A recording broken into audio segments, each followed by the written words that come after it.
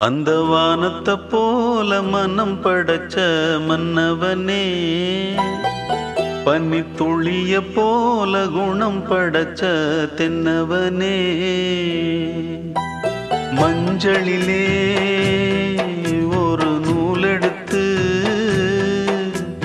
விண்ணுக்கும் மண்ணுக்கும் சம்பந்தம் உண்டுன்னு சொன்னது யாரு? அது மன்னவன் பேரு.